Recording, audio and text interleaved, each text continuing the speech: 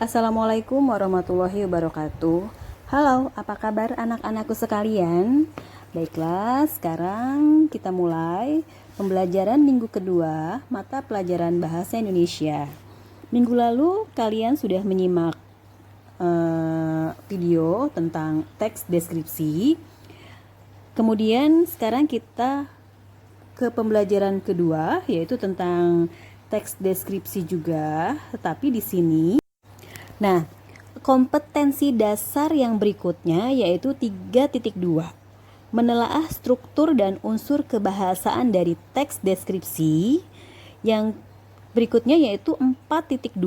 Menyajikan data, gagasan, kesan dalam bentuk teks deskripsi.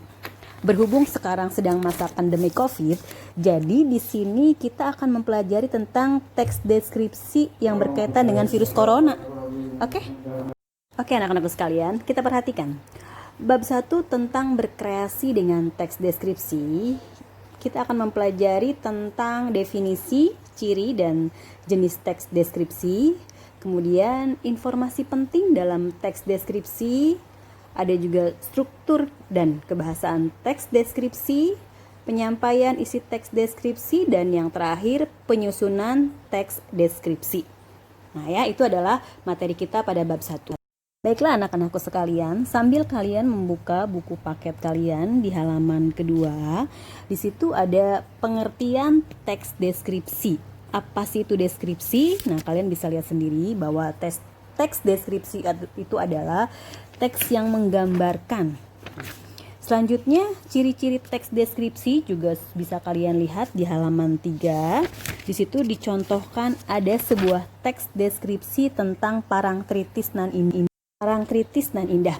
Baiklah anak-anak, di sini dijelaskan teks deskripsi adalah teks yang menggambarkan secara jelas objek, tempat, atau peristiwa yang sedang menjadi topik kepada pembaca, sehingga pembaca seolah-olah merasakan langsung apa yang sedang diungkapkan dalam teks tersebut.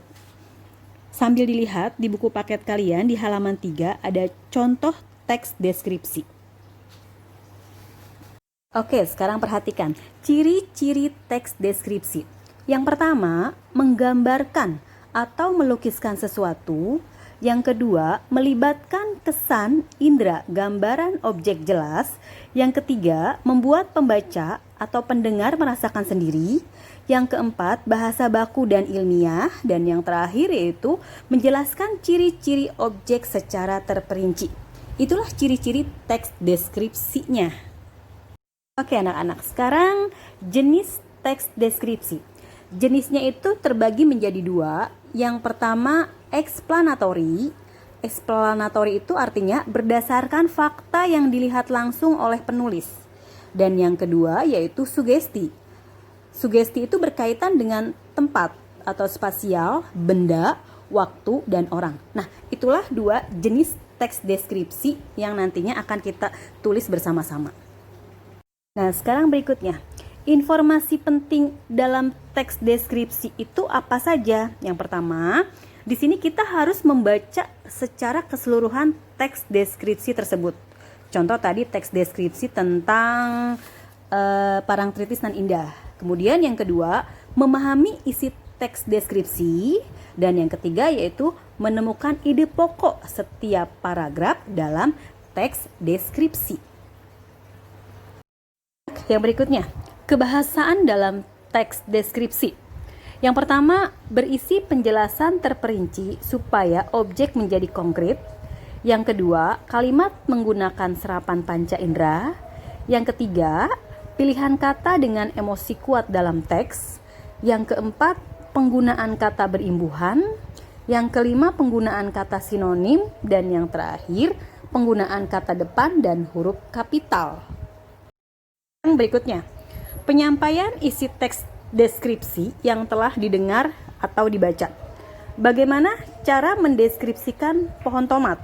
Nah, mendeskripsikan pohon tomat itu dapat dilakukan dengan 2 cara, yaitu dengan cara lisan dan kedua yaitu dengan cara tulis. Bagaimana kamu mendeskripsikan sebuah pohon tomat secara lisan dan secara tulis?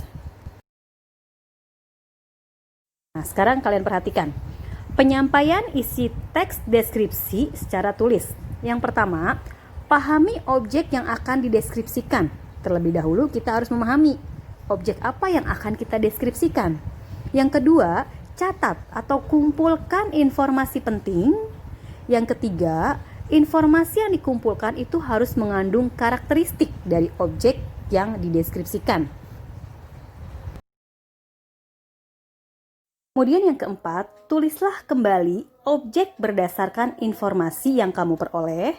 Yang kelima, gunakan kalimat yang mudah dipahami. Dan yang keenam, memperhatikan penggunaan EBI dan kosakata baku. Oke, berikutnya. Penyusunan teks deskripsi terdiri dari 2 langkah. Langkah yang pertama yaitu penyusunan, langkah yang kedua yaitu penyuntingan. Dari kedua langkah tersebut, maka akan terbentuklah sebuah teks deskripsi.